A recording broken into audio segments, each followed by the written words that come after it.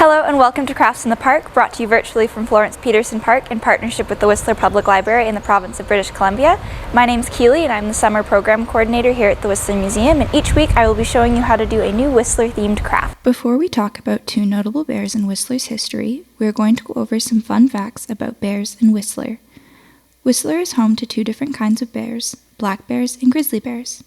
Black bears are more common and have adapted to have a much closer relationship with humans. They have learned how to take advantage of this relationship, especially when it comes to food. They will eat any food or garbage that has been left out and enjoy eating the clover and grasses that grow on ski hills. Because of these adaptations, there are now more black bears in the Whistler Valley than there would be if the land had never been developed. However, this relationship can be very dangerous for black bears, and it is important to try and minimize our contact with them. Grizzly bears, on the other hand, prefer environments that are far away from humans, and sightings of them are very rare.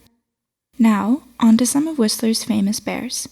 In 1926, Myrtle Phillip and the guests at the Rainbow Lodge found a bear cub while they were out berry picking. They could not find his mother, so Myrtle brought him back to the lodge to care for him and named him Teddy. He stayed at the lodge until the fall, when he grew too big to continue living there, and then was moved to the Stanley Park Zoo. Myrtle visited him every time she went to Vancouver. 10 years later, an unlikely duo arrived in the valley with the DeBeck family.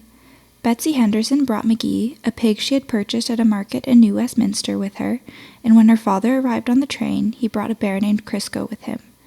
Crisco was renamed Molly after she arrived in Alta Lake and quickly became friends with McGee. The two spent 2 summers together in the valley with the DeBeck family.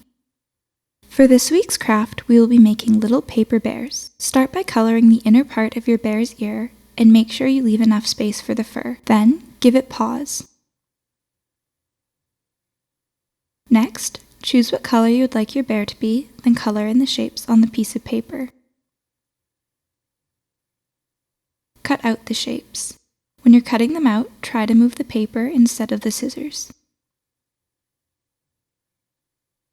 Glue the 4 legs onto the back of the big circle. You can choose how long you would like the legs to be.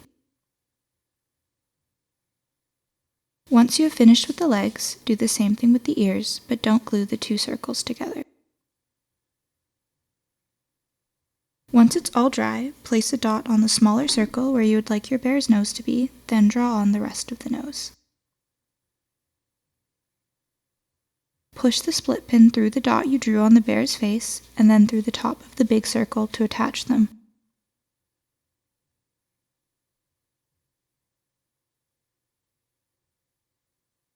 Fold open the back of the pin to hold them together. If you don't have a split pin, glue the smaller circle on top of the other circle.